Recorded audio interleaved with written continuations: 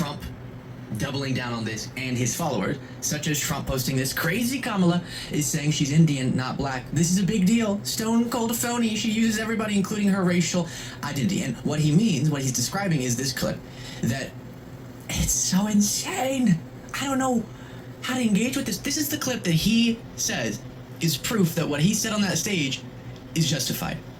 Okay, so what we're going to cook today is an Indian recipe. Yes. Because you are Indian. Yes. Okay, and I don't know that everybody knows that, but I find that wherever I go and I see Indian people at the supermarket, on the street, everyone's like, you know, Kamala Harris is Indian, right? It's like our thing we're so excited about to have you running for president. Yeah. So we are both Indian. Yes. But Get ready for this too, because in the clip that they think proves their point, Kamala Harris disproves their point.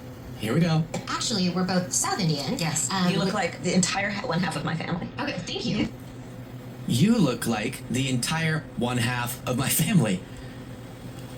So my question throughout this entire segment as we continue to go along to you, and you can tell me in the comments, is for the majority of MAGA people espousing this nonsense, Trump himself, is it just racism, or at least trying to spark racialized outrage among the base? Or is there a genuine misunderstanding? Because if it's a genuine misunderstanding, he should not be president, because it's a basic concept. That, do they really not comprehend that you can both be of Indian descent and also black? You can have a black father and an Indian mother. Do they not understand that concept? Or is it just they're ignoring it for the sake of sparking outrage? That's the question. You can answer in the comments. Ladies and gentlemen, today we have another episode of Living in an Echo Chamber. Living in a tribe. Oh my goodness. Clueless Luke Beasley does not understand the whole conversation about, is Kamala Harris black?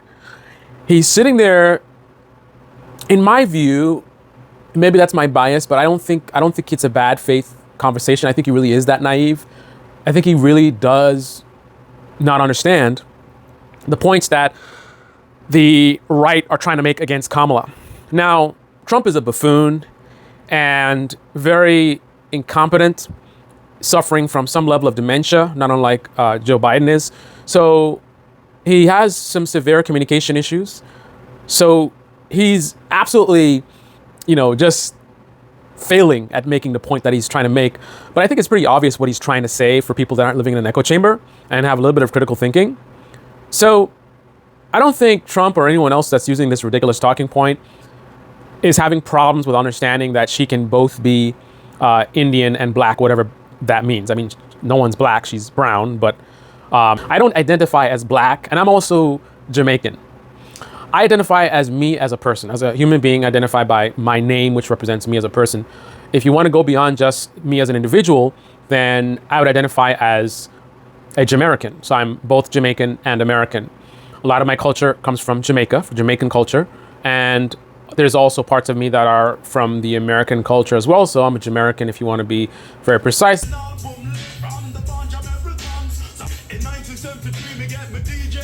But to keep it simple, I'm just me. I'm not a skin color.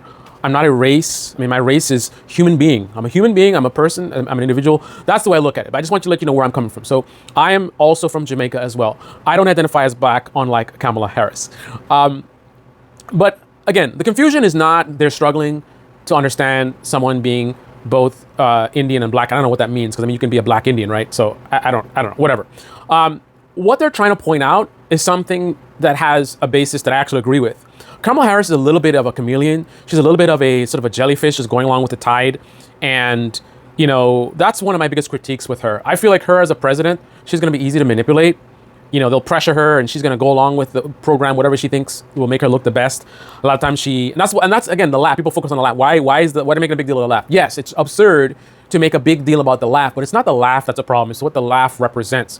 Kamala Harris typically will be in an uncomfortable situation where she's asked a difficult question and her response to it is, what kind of question is that? I mean, there's times when she's laughing, when she's just like generally laughing, something's funny or whatever and having fun. I don't think that's what people have a problem. Well, first of all, let's be real. There's some simpletons out there that are generally focused on just her laugh sounds funny. And I agree, her laugh kind of sounds a little bit annoying. And some people are focused on that, but other people, the thing with the laugh is, her seeming to be unserious. You're trying to have a serious conversation. You ask her a serious question, And rather than having the capacity to answer the question, she just responds, Kamala Harris, according to your record, you've done X, Y, and Z, but now you're claiming you're going to do something different. That's a ridiculous question. That's the problem, right? So it's really not the laugh. There's substance behind the concern, again, for those that are having a good faith critique of her, as opposed to the simpletons that are generally focused on that she has a funny laugh. There's also people who, they have a vibe about her that the laugh is an indication of that vibe. So, you know, you meet someone and there's like red flags. Not that they did something specific, but something about the way they dress or the way they speak or something that they did that gives you a vibe, a negative vibe.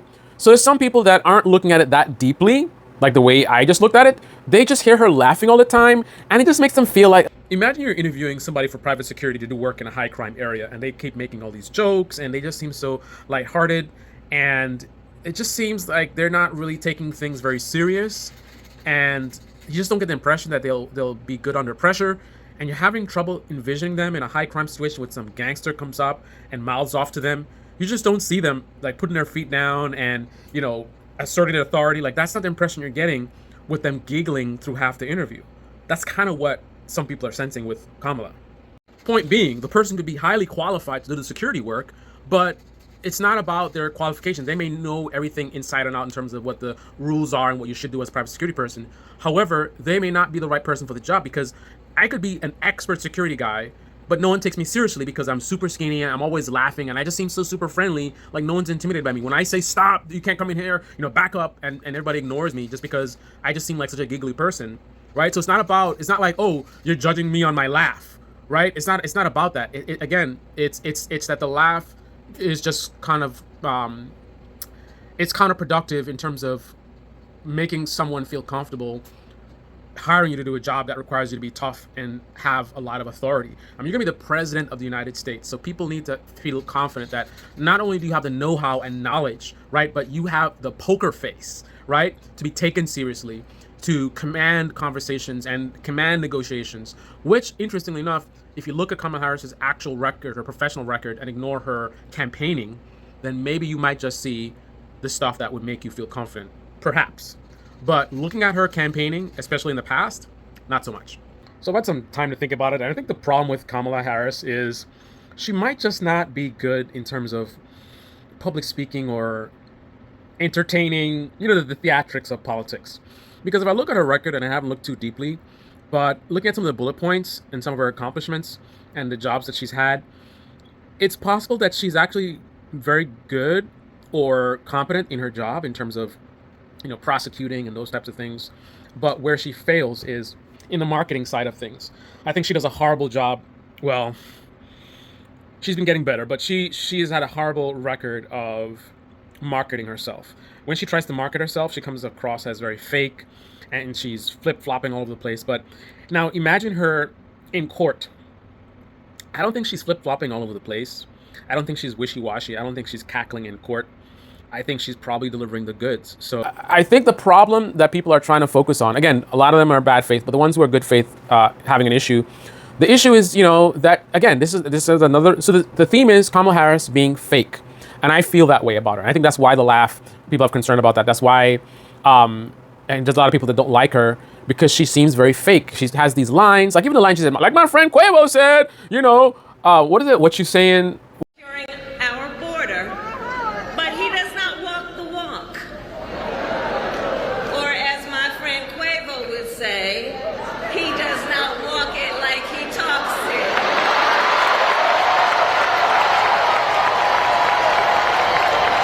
You got to walk in like you talk, whatever it is, you know? And it doesn't sound genuine, right? And also sounds like she would change her accent to sound more like the people she's around. Now, interestingly enough, I do the same thing, but not for the same reason. I will do that when I'm around Jamaicans. I mean, I'm not talking about that. I'm talking about Kamala Harris. She will be the first woman president in America. Bro, she don't win. Donald Trump is our batty boy. Kamala Harris is the original gangster.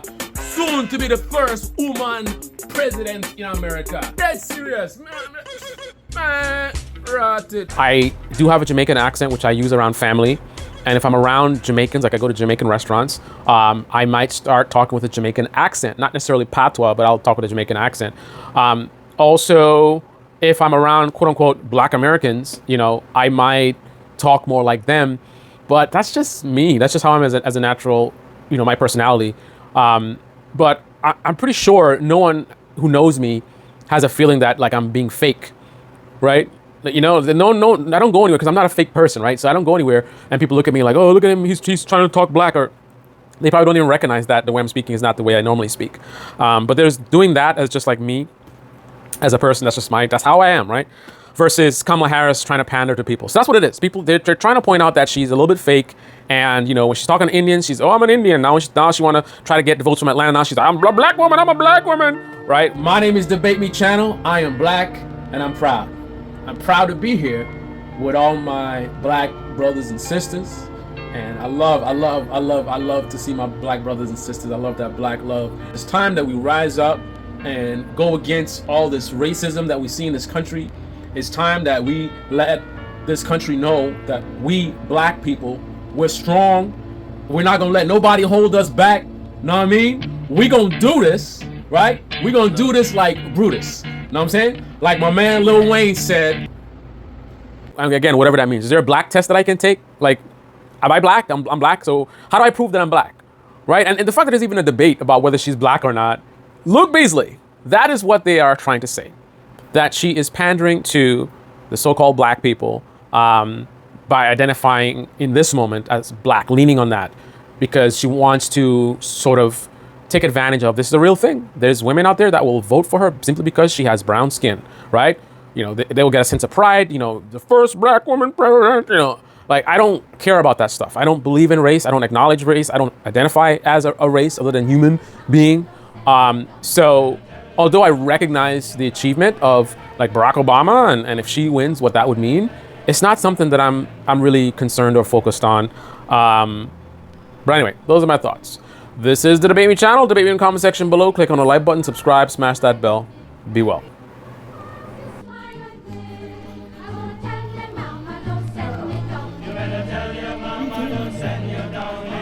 So I'm bringing in my cat Amber. Do you want to confirm the appointment?